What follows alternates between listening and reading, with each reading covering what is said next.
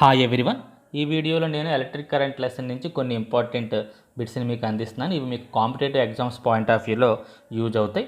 First one, what is the rate of flow of electric charges is called? So rate of flow of electric ఛార్జెస్ని మనం electric current అంటాం. So అది దాని answer, electric current.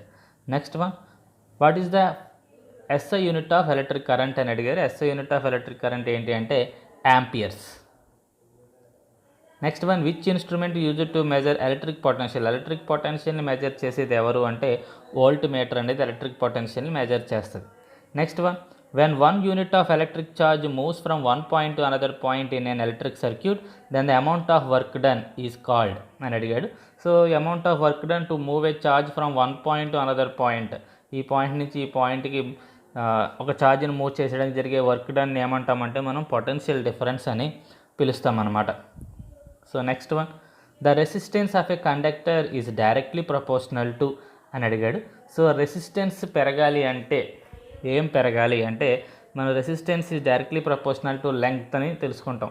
ఎలా అంటే మనకి formula R equal to rho L by A, ఈ formula ప్రకారం resistance is directly proportional to length అని, resistance is inversely proportional to area of cross section అని చెప్తాం.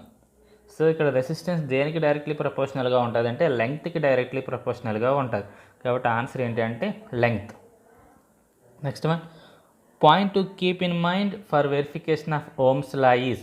సో ఓమ్స్ లా వెరిఫై చేసేటప్పుడు మనం యామ్ మీటర్ని వోల్ట్ మీటర్ని ఎలా కనెక్ట్ చేయాలి అని అడిగాడు. గుర్తుపెట్టుకోండి, యామ్ మీటర్ని ఎప్పుడు సిరీస్లో కనెక్ట్ చేయాలి, వోల్ట్ మీటర్ని ఎప్పుడు ప్యారలల్లో కనెక్ట్ చేయాలి. So ammeter should be connected in series and volt meter is connected in parallel. కాబట్టి ఆన్సర్ ఏంటి అంటే B. Next one, when a 40 volts battery is connected across an unknown resistor, there is a current of 100 milliamperes in the circuit. Find the value of resistance అని అడిగాడు. So resistance find చేయమంటున్నాడు. మనకి potential difference ఇచ్చాడు, current ఇచ్చాడు. So formula R equal to V by I అనే ఫార్ములాని మనం ఇక్కడ యూజ్ చేయాలి. వి వాల్యూ ఏమో 40, ఐ వాల్యూ ఏమో 100 మిల్లీ యాంపియర్స్. 100 యాంపియర్స్ కాదు, మిల్లీ యాంపియర్స్. కాబట్టి ఇప్పుడు ఆ వాల్యూస్ని మనం ఇక్కడ సబ్స్టిట్యూట్ చేద్దాం. R equal to formula V by I, V value ఏమో 40 బై కరెంట్ వాల్యూ ఏమో 100 మిల్లీ యాంపియర్స్ కదా. మిల్లీని ఏమైనా యాంపియర్స్లోకి మార్చేయాలి, మిల్లీ తీసుకోకూడదు. కాబట్టి మిల్లీ అంటే 10⁻³ సో ఈ 10⁻³ పైకి వెళ్ళిపోతే 10⁻³ అవుతుంది. అంటే 40 ఇంటూ ఈ 10⁻³ పైకి వెళ్ళిపోతే 1000 అవుతుంది బై 100. 2 సున్నాలు కట్ అయిపోతే 40 ఇంటూ 10 400 ఓమ్స్ అనేది మన ఆన్సర్. ఆన్సర్లో ఎక్కడ మనకి 400 ఓమ్స్ లేదు, 5000 ఓమ్స్, 800 ఓమ్స్. సో ఆన్సర్ ఏంటంటే నన్ ఆఫ్ దీస్ అనమాట.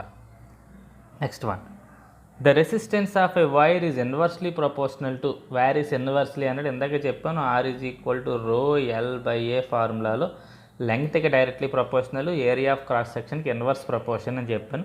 సో ఇన్వర్స్లీ దేంతో వ్యారీ అంటే ఏరియా ఆఫ్ క్రాస్ సెక్షన్ అనమాట. Next one, the ratio of voltage and electric current, వికి ఐకి మధ్య ఉన్న రేషియోని ఏమంటారు? ఇందాకే ఫార్ములా రాశాను మీకు, R is equal to V by I అని.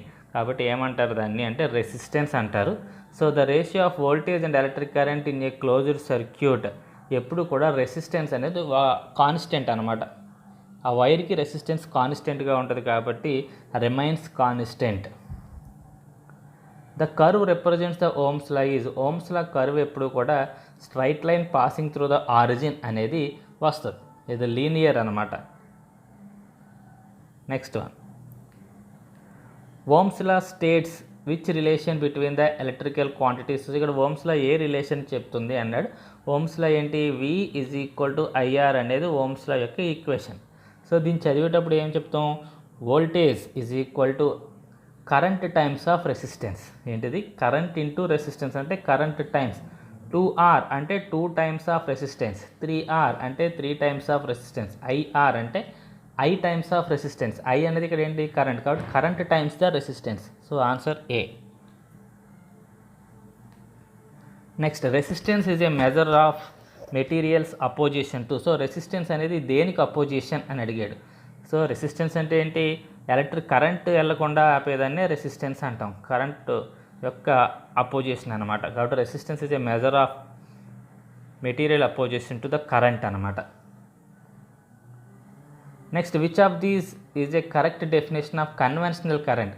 సో మనకి కన్వెన్షనల్ కరెంట్ అంటే ద పాజిటివ్ ఛార్జ్ యొక్క మోషన్ అనమాట.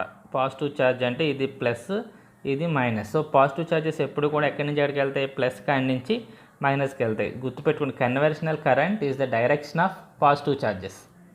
ఎలక్ట్రిక్ కరెంట్ అంటే direction of negative charges. So ఇక్కడ కన్వెన్షనల్ కరెంట్ యొక్క మూమెంట్ అనేది ప్లస్ నుంచి మైనస్కి వెళ్తుంది. ప్లస్ అంటే హై పొటెన్షియల్, మైనస్ అంటే లో పొటెన్షియల్. కాబట్టి current flows from high potential to లో పొటెన్షియల్ అనేది మన ఆన్సర్ అనమాట. Next one, which is the study of electric charges in motion. So కదులుతున్న ఛార్జెస్ గురించి స్టడీ చేసేదాన్ని కరెంట్ ఎలక్ట్రిసిటీ అంటాం. సో ఇక్కడ మోషన్ అంటే ఎలక్ట్రిక్ ఛార్జెస్ ఇన్ మోషన్ని మనం కరెంట్ అంటాం. అటువంటి ఎలక్ట్రిసిటీని కరెంట్ ఎలక్ట్రిసిటీ అంటాం. అదే ఎలక్ట్రిక్ ఛార్జెస్ ఇన్ రెస్ట్ అని ఇచ్చాడు అనుకోండి, కదలకపోతే దాన్ని స్టాటిక్ ఎలక్ట్రిసిటీ అంటాం. కదులుతుంటే కరెంట్ ఎలక్ట్రిసిటీ అంటాం. సో మన ఆన్సర్ ఏంటి? Current electricity. Next, the purpose of A rheostat is. Rheostat యొక్క యూజ్ ఏంటి అంటే కరెంట్ని పెంచుతుంది, కరెంట్ని తగ్గిస్తుంది. కాబట్టి answer increase or decrease the magnitude of current అనమాట. సో అది దాని ఆన్సర్. సో ఇవి కొన్ని ఇంపార్టెంట్ బిట్స్ మీకు ఎలక్ట్రిక్ కరెంట్ నుంచి. మరి కొన్ని బిట్స్ నెక్స్ట్ వీడియోలో మీకు అందిస్తాను. Thank you.